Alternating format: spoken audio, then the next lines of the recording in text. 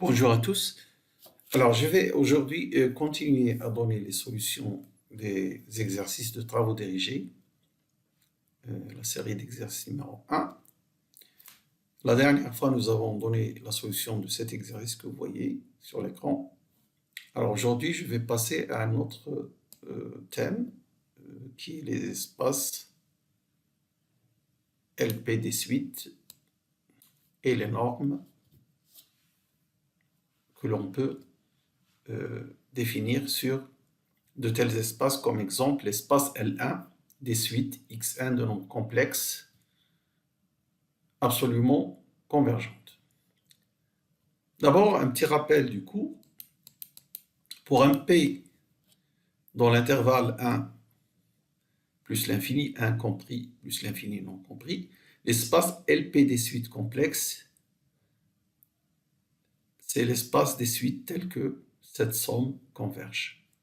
La somme de modules de xk à la puissance p. Je rappelle que ceci, ce sont des espaces vectoriels sur C.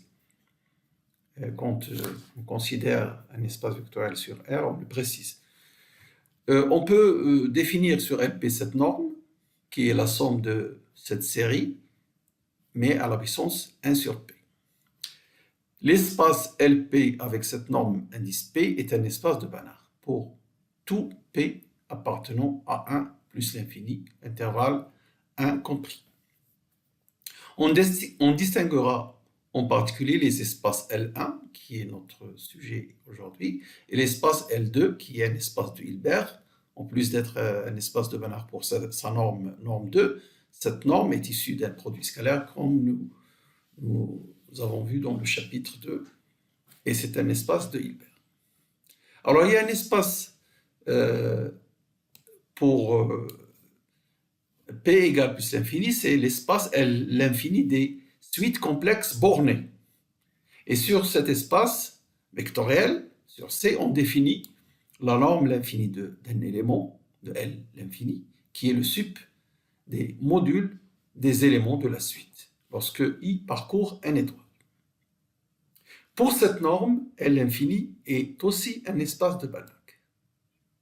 Alors, il y a un espace qui joue un rôle très important, c'est l'espace C0, 0, c'est comme ça qu'il est noté, des suites complexes ayant un nombre fini de termes non nuls.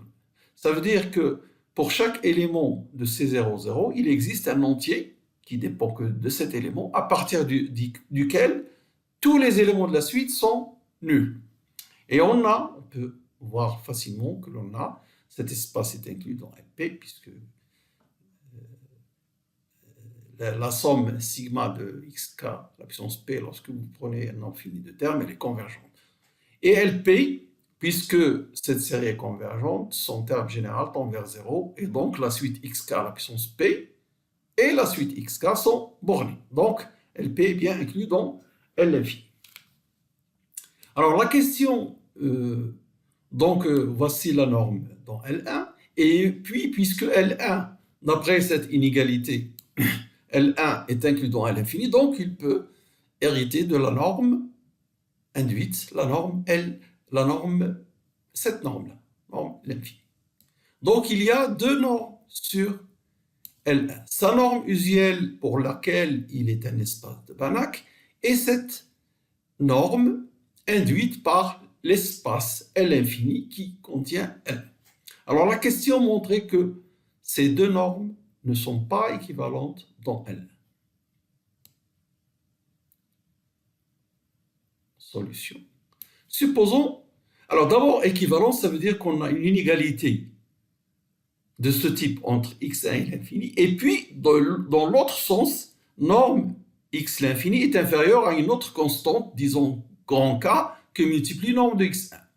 Deux inégalités. Alors on suppose qu'il y a cette inégalité, parce que si elles sont équivalentes, on a les deux. Donc, celle-ci est vraie si elles sont équivalentes. Bon, supposons que cette inégalité est vraie. Alors, voilà ce qu'on peut déduire.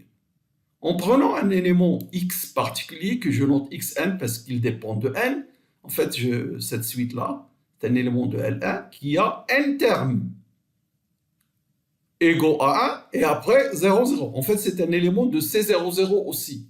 C'est pourquoi cet espace C00 est important, parce qu'on fabrique beaucoup d'exemples et de contre-exemples à partir de l'espace C00. Donc cet élément Xn est dans C00 qui est dans Ln. Et sa norme c'est n, petit n. Alors si cette inégalité est vraie, il sera inférieur à C que multiplie la norme de ce Xn. Quelle est sa norme? Le sup de ces termes, c'est 1. Donc on aura n inférieur à C pour toute valeur n de n étoiles, ce qui est évidemment absurde. Et en conclusion, donc, ces deux normes ne sont pas équivalentes dans L. Bien. Alors, je ne vais pas avancer un petit peu dans le cours, mais on va déduire d'une conséquence du théorème d'isomorphisme de Banach que L1 avec cette norme l'infini n'est pas un Banach. Alors, on sait que L1 avec la norme 1 est un Banach. Comment? Eh bien, on va parler de la notion de comparable. En fait, cette inégalité existe, mais dans le sens inverse. C'est-à-dire, on a bien x l'infini est inférieur à une constante fois norme 1. En fait, la constante 1. Mais on n'a pas l'autre. Alors, si on a deux normes comparables dans un espace qui est de Banach pour les deux, alors forcément, elles sont équivalentes. Ça, on va le voir plus loin. Mais regardez ce qui va se passer dans la deuxième question. Deuxième question, montrer que L1, l'infini, justement, avec cette norme, l'infini n'est pas fermé dans L l'infini.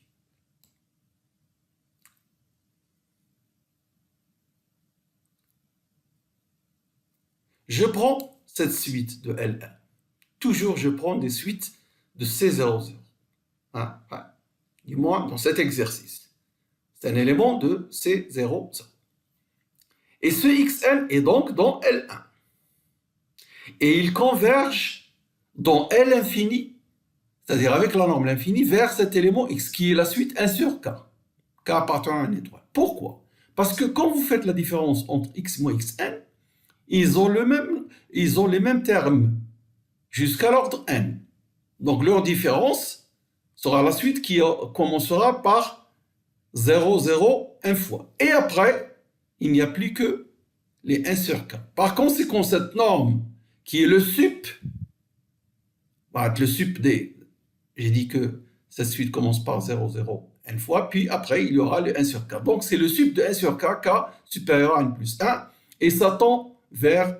c'est 1 sur n plus 1, évidemment, parce que les 1 sur K sont tous plus petits que 1 sur n plus 1, si on considère K supérieur à n plus 1, et donc ça tend vers 0. Par conséquent, la suite Xn, qui est une suite de L1, converge pour la norme l'infini, mais sa limite n'appartient pas à L1, puisque cette suite, comme vous le savez, n'est pas absolument convergente. Ainsi, cette suite dans L1 converge pour cette norme, mais sa limite sort de l'espace L1. Si cet espace était un Banach, il serait complet et donc il contiendrait, les limites seraient fermées.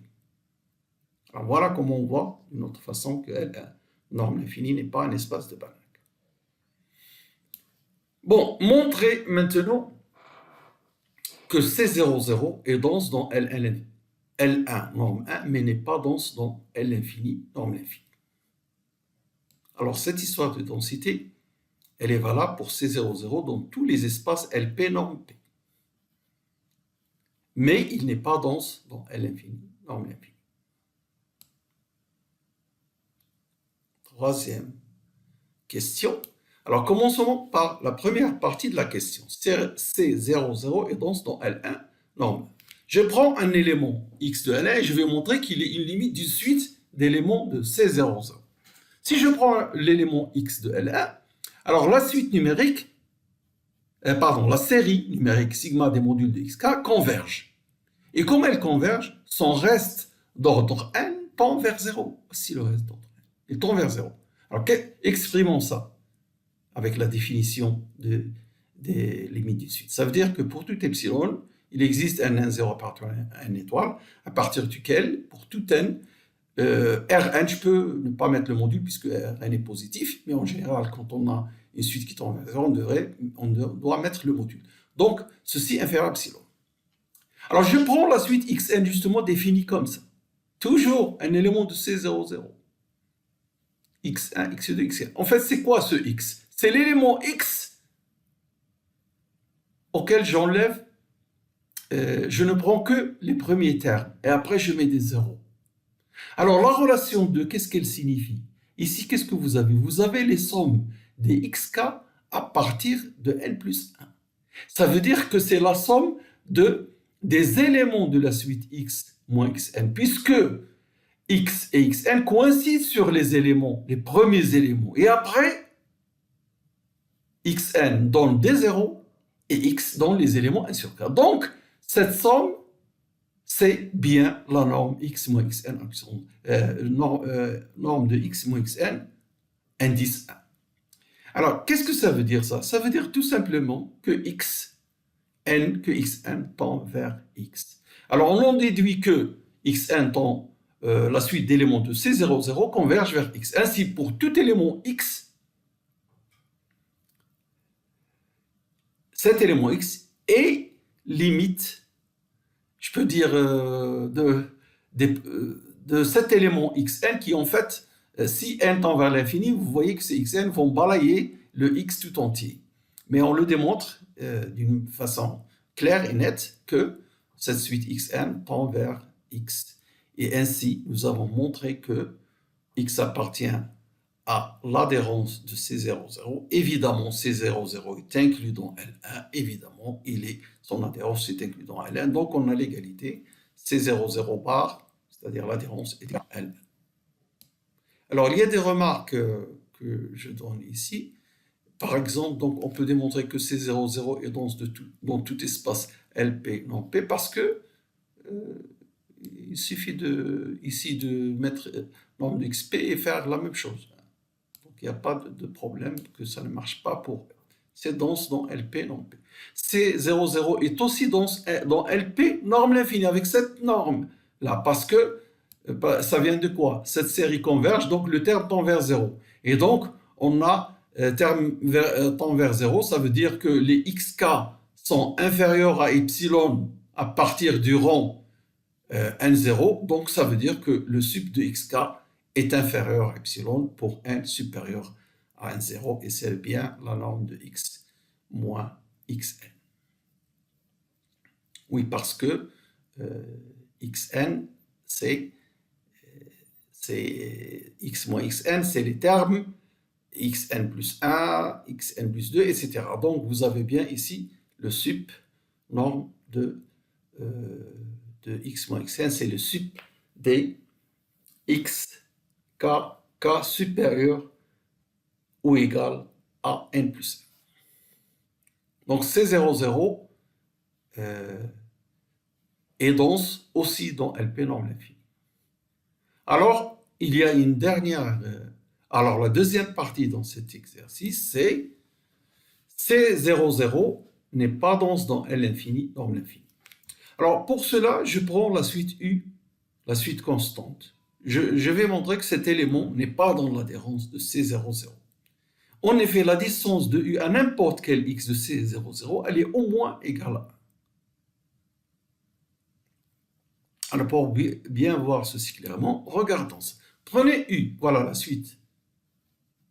Tous les termes sont égaux à 1. Un élément de C00 est de cette forme. x1, x2, xn. Attention, ce n'est pas toujours le même n. Pour chaque élément, il s'arrête à un entier donné. Quand vous faites la différence u moins xn, qu'est-ce que vous allez trouver?